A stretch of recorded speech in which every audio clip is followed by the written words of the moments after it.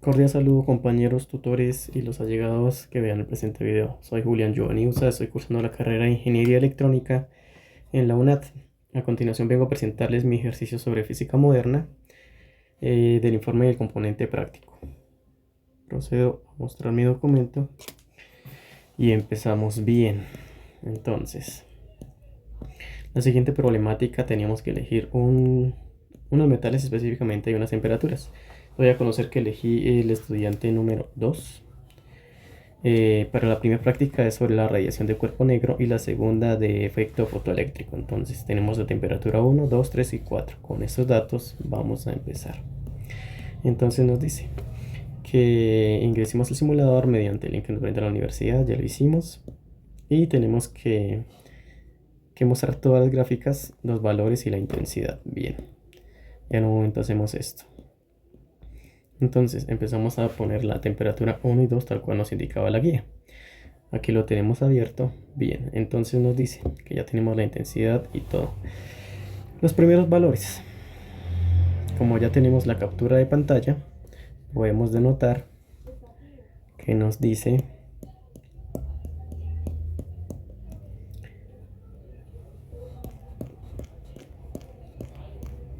que es de 3150 y 4450. Entonces 3150, tenemos 3150. Dice que le tomamos captura a esta primera gráfica. Bien, esto, la otra es de 4150 y a esta, con esta ya tenemos los valores. Entonces vamos a empezar con la comparativa. Bien, nos dice que es lo mismo, aquí está. Entonces tenemos esos datos pendientes con esos datos porque con esos que vamos a empezar a desarrollar. Y la temperatura 3 y 4 hacemos lo mismo. Bien, que serían estas dos temperaturas que tenemos aquí. Entonces hacemos captura de pantalla de la primera temperatura, nos aparece la primera gráfica y su amplitud, la segunda gráfica y su amplitud en el efecto de gamma, donde alcanza el espectro visible o no visible. Entonces vamos a verificar. Nos dice que la temperatura, la longitud de onda máxima en micrómetros, entonces tenemos que para 4450 es de 0.651, la intensidad en miliwatts por metros al cuadrado la tenemos en notación científica y la densidad de potencial del espectro igual en micrómetros. Entonces corroboramos eso con las capturas de pantalla. Nos dice que para 4450, que sería la primera, aquí está, tenemos nuestro rango y nuestras unidades. Entonces con esto hacemos la comparativa y con esto llenamos los datos. Con la segunda lo mismo, en las segundas temperaturas. A ver, entonces ya tenemos nuestros datos y aquí nos aparecen los datos con los cuales la llenamos. Bien, aquí estamos claros. Nos dice que presentar el análisis de los datos observados que podemos concluir. Como notamos en el simulador, decimos que podemos ver que a medida que la temperatura aumenta, la longitud de onda disminuye. Bien, entonces, y la densidad de potencial del espectro aumenta a medida que aumenta la temperatura. Se acerca cada vez más a la región infrarroja, ya que sabemos que es invisible para nuestros ojos. Bien, entonces fue lo que acabamos de notar y lo que expliqué primeramente aquí. Entonces, al aumentar la temperatura, lo podemos denotar. En esa temperatura podemos ver que se acerca al espectro infrarrojo y más amplia pues al efecto o a la gama RGB, que es la gama notable, ¿verdad? Bien, hasta aquí estamos claros. Entonces, continuamos.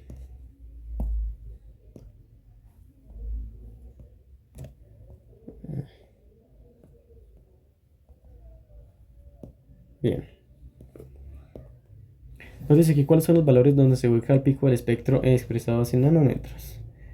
Tenemos toda la intensidad, que la temperatura máxima es de 1100 y nos dice que llega al infrarrojo. Entonces nos dice que como podemos evidenciar los valores de densidad de potencial del espectro, la longitud de onda y su intensidad que nos arroja el simulador, que nos brinda la universidad, llega a su máximo punto de cuerpo negro.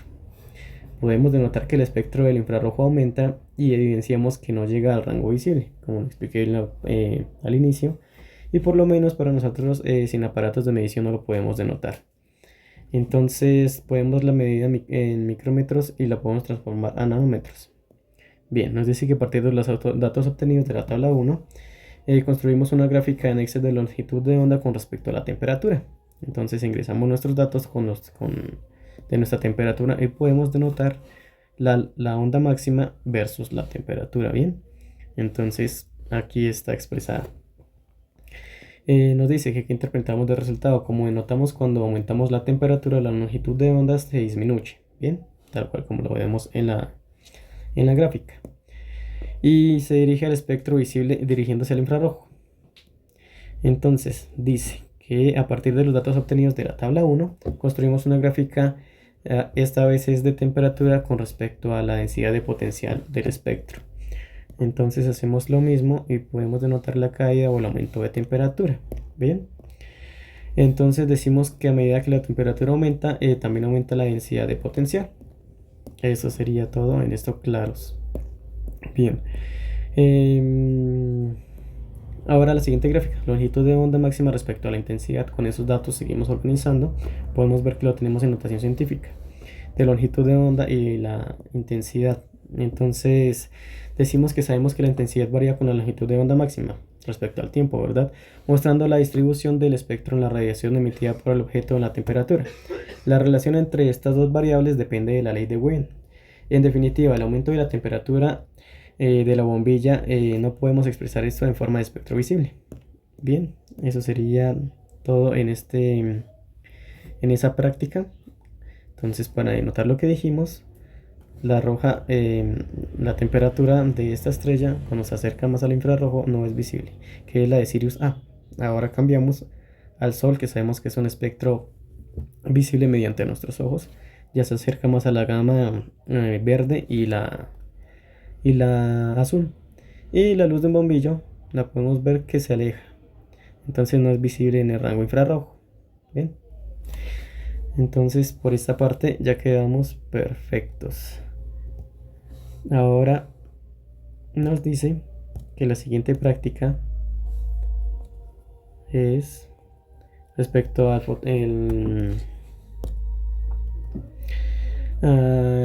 fotoeléctrico. Bien, entonces pasamos a la segunda y decimos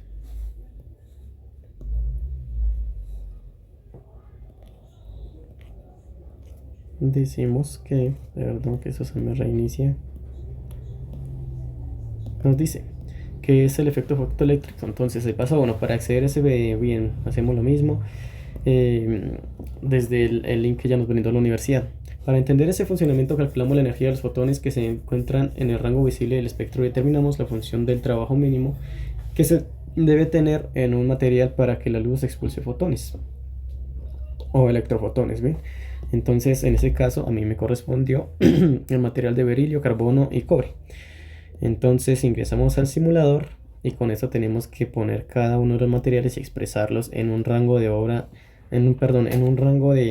onda visible. Entonces demostramos usando el simulador que los materiales asignados emiten fotones en el rango visible del espectro. Tomamos pantallazo del simulador donde decimos que cumplimos con esos resultados. Entonces para berilio empezamos, la longitud de onda en espectro visible es de 246 nanómetros. Entonces vamos a ver si eso es verdad. Elegimos berilio, aluminio, berilio, y nos dice que aquí en esos rangos de onda en el simulador podemos expresarlo y no emite fotones o electrones. Bien, entonces decimos que tenemos que buscar el rango en donde él empiece a emitir desde un cátodo hacia un ánodo. Entonces seguimos bajando y como aquí denotamos, empieza a desprender electrones. Bien, entonces una vez hecho esto vamos a corroborar si la información es correcta. Pendientes a esto porque con estos datos vamos a solucionar lo siguiente. Nos dice que para berilio la longitud de onda es de 246 nanómetros. Bien, como notamos en el simulador. 238, vamos a ponerlo 246 y empieza a emitir. Si nos pasamos de este rango de onda, no emite. Bien, entonces para que esto siga quedando claro, seguimos pasando. Ya tenemos para berilio, hacemos lo mismo para carbono. La longitud de onda es más o menos cercana a esa medida en nanómetros, que es de 257. Hacemos lo mismo, no lo hago para correr el tiempo. Entonces hacemos lo mismo para cobre en el rango de longitud de onda, 264 nanómetros. Vemos que empieza a desprender electrones. Nos dice que de los tres materiales, y usando los valores de la función de trabajo de cada uno, determinamos la frecuencia mínima y la longitud de onda del umbral de la luz para los fotoelectrones emitidos. Es importante que constatemos este resultado con el simulador y que saquemos la conclusión de lo que significan esos valores. Bien, entonces, esta tabla tenemos nuestra función de trabajo en electronvolts. Vemos que para berilio es en 5 electronvolts, para carbono es de 4.81 y para cobre es de 4.7, que es lo que en metales que nos correspondieron. Entonces decimos que para berilio tenemos el voltaje. Calculamos la longitud de onda más corta para berilio, donde usaremos la ecuación de onda y sustituimos la energía con función de trabajo. Esta es la onda, perdón, esta es la ecuación con la cual vamos a trabajar. Entonces tenemos nuestras constantes, por ejemplo la de Planck, la velocidad de la luz y la función de trabajo del material. Bien, entonces ya tenemos con esos datos, empezamos a desglosar la información. Sustituimos los valores y este valor nos dice que es de 248.1 nanómetros. Y la frecuencia del umbral más baja, donde empieza a desprender electrones o fotoelectrones. Entonces tenemos la frecuencia del umbral, sustituimos nuestras variables y nos dice que este valor es en hertz. Bien, lo podemos convertir a tetrahertz. Bien, evidenciamos que la frecuencia es similar a los resultados del simulador junto con la longitud de onda, llegando a estos datos que se determinan los electrones. Entonces decimos que este lo hicimos para berilio. Vamos a constatar que es verdad. Entonces tenemos berilio y vemos su frecuencia expresada y vemos, aquí más adelante les voy a mostrar, nos dice que para berilio nuestro rango de onda es de, busquémosla hasta donde empieza a desprender electrones, podríamos dejarla en aquí para corroborar que esto sea verdad. Vamos a ver. Bien. Bien. Constatamos que para berilio con el espectro visible es de 264 nanómetros. Entonces vamos a corroborar que nuestras ecuaciones hayan quedado bien. 264 nanómetros. Aquí está, 248.1 nanómetros. Y la frecuencia del umbral en hercios o tetrahercios. Entonces más o menos se encuentra en este rango. Vamos a corroborar. ¿Dónde está? Para berilio, la frecuencia, perdón, ya explico esto. 1.20. Aquí está. Bien, para carbono, la función de trabajo es de 4.81 electronvolts. Entonces tenemos nuestra ecuación que nos da la frecuencia límite, que sería de 257.9 nanómetros. Vamos a corroborar que esto es cierto. 257 nanómetros.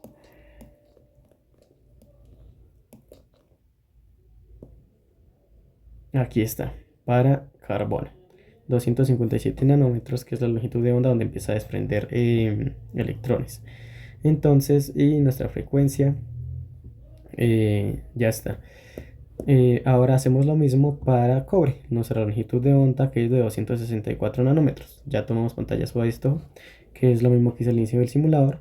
Vamos a corroborar que esto es cierto desde que empieza a desprender electrones. 264 nanómetros para cobre. 264 nanómetros. Aquí lo tenemos para carbono y para cobre. 264 nanómetros en efecto. con 4.7 electron volts. Entonces hacemos la conversión, eso es lo que nos da, y nuestra frecuencia de umbral en hercios y tetrahercios. Bien, ya lo corroboramos con el simulador. Entonces nos dice que la observación directa que tenemos es que corroboramos que los datos observados en el simulador son muy similares, con poco margen de error, a los propuestos en práctica demostrativa de nuestros datos hechos a mano. Bien, con estas ecuaciones corroboramos de que esto es correcto. Entonces nos preguntan que si tenemos flujo de fotoelectrones. Sí, como podemos determinar, en cada material existe un flujo de desprendimiento de electrones en ese margen de frecuencias. Bien, nos dice que imaginemos luz solar sobre una fotocelda. ¿Qué significado tiene este comportamiento para usted como ingeniero electrónico? Si la luz llega a la fotocelda, esta indica que se apagan, pero si llegan a un margen donde el límite de luz o la frecuencia es la indicada, estas se empezarán a despejar electrones o fotoelectrones de luz, fotones. Si estamos hablando ya sea un ejemplo como en el alumbrado público. Bien, entonces para el paso 5 nos dan unas gráficas, la frecuencia, el color y la energía del fotón. Nos dice que clasifica el color de la longitud de onda al umbral que obtuvimos para cada material. Eso significa que si usa estos materiales en un medidor de luz de una celda fotoeléctrica o fotocelda. Bien, para berilio tenemos nuestras frecuencias, que fueron los datos anteriores, expresadas en nanómetros, carbono, y para cobre la longitud de onda se encuentra fuera del espectro visible para nosotros en comparativa de esto, ¿verdad? Entonces corroboramos de que esto es verdad. El medidor será inestable a longitudes de ondas más largas o cortas de la luz de la onda obtenida. Entonces nos da un ejemplo. La fotocelda sería sensible a qué tipo de luz. Decimos que esto se debe encontrar por debajo del rango o fuera de la luz visible para que este funcione y genere el desprendimiento de electrones. Con eso concluimos este punto. Nos dice que para el paso 6, como ingeniero, iluminemos una fotocelda con una longitud de onda de 415 nanómetros. Calculamos para los tres materiales. Entonces necesitamos el potencial de frenado. Ya tenemos nuestra ecuación, la ecuación de Planck. Con eso empezamos a hacer lo mismo que hicimos arriba. Entonces tenemos que convertir los nanómetros a metros. Bien, ya los tenemos convertidos. Entonces empezamos a reemplazar datos. Bien, bien, bien, de aquí menos los 5 electron volts.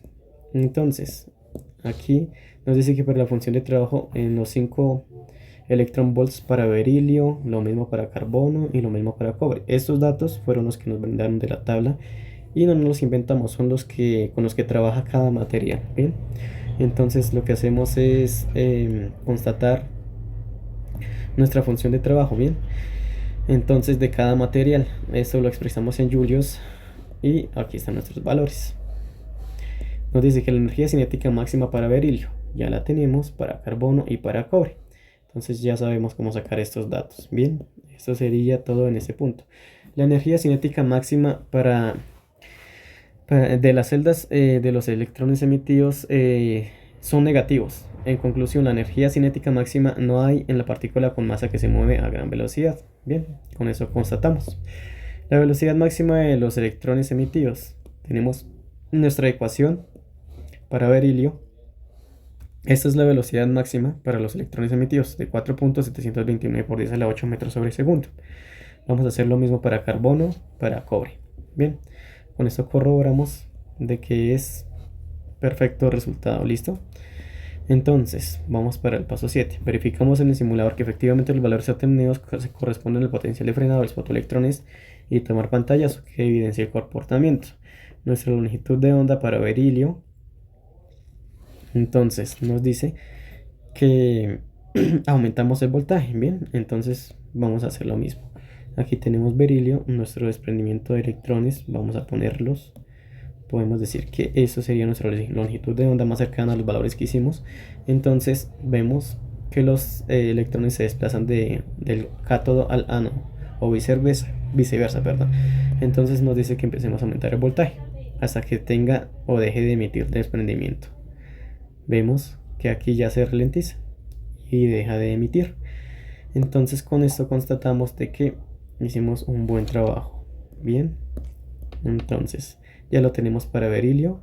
Nos dice que el voltaje es de 4.60 Para la longitud de onda de carbono casi lo mismo. Vemos que no hay retención, que aquí tiene retención de los electrones y no son emitidos. Y lo mismo para eh, el cobre. Vemos que con ese voltaje trabaja perfectamente y deja de emitirlos. Entonces podemos concluir que al subir el voltaje denominamos un frenado de potencial o frenado de electrones de cada material. Al aumentar el voltaje en un cátodo o ánodo los electrones se detienen, pero al disminuir se hace lo contrario, se desplazan libremente sin frenado. Con eso ya corroboramos de que lo que decimos y lo que aplicamos con ecuaciones es correcto respecto al simulador. Entonces nos dice que a partir de los datos obtenidos determinemos la diferencia que existe entre una fotocelda y una celda solar. La variación entre una fotocelda en función del material utilizado para su fabricación altera la función laboral. Por lo tanto, otros valores podrían fluctuar respectando a otros valores del potencial de frenado. Por ende, la energía cinética no afecta a la potencial. Entonces, según un material con una menor capacidad de trabajo, se necesita menos energía para la liberación de electrones o fuentes de luz que poseen un potencial de frenado más reducida. Bien. Entonces dice que finalmente uno de los materiales más usados para las fotoceldas de alumbrado público es el sulfato de cadmio.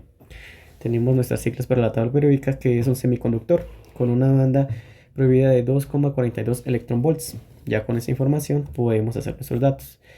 Entonces indica que tiene una banda de valencia casi totalmente llena, separada por una banda de conducción casi totalmente vaciada por un intervalo de vacío de 2,42 electronvolts. Entonces el mal conductor eléctrico, pero su conducividad aumenta bastante cuando se irradia con ondas electromagnéticas de cierta longitud de onda máxima, por ejemplo el color verde en ese margen. Entonces nos dice qué longitud de onda máxima es la adecuada de acuerdo con los datos qué tipo de luz posee absorber una fotoeléctrica. Entonces comenzamos con lo mismo, la misma ecuación que trabajamos arriba. Nos dice que con esta determinamos la longitud de onda máxima adecuada absorbida por la fotocelda de sulfato de cadmio. Necesitamos una relación entre la energía del fotón y la longitud de onda. Ya tenemos nuestros datos, entonces tenemos nuestras constantes y hacemos lo mismo. Hacemos lo mismo, reemplazamos y nos dice que la longitud de onda se expresa en 513 nanómetros. Nos dice que el tipo de luz absorbida, la longitud de onda se calcula aproximadamente en 513 nanómetros, lo cual corresponde a la luz visible en ese rango, específicamente en la región del verde, lo que acabé de decir, en el espectro electromagnético. Por lo tanto, la fotocelda de cadmio puede absorber luz visible en la región del verde del espectro. Esto le permite aumentar su conductividad cuando se expone al tipo de luz, mejorando la eficiencia en aplicaciones como el alumbrado público, lo que dijimos al inicio. Bien, entonces sabemos que la luz verde se encuentra en la gama visible del espectro RGB, que esta compone la luz blanca. Entonces corroboramos de que eso es correcto, por ejemplo en el alumbrado público cuando le da directamente. Entonces eso sería todo, esa es mi presentación, muchas gracias.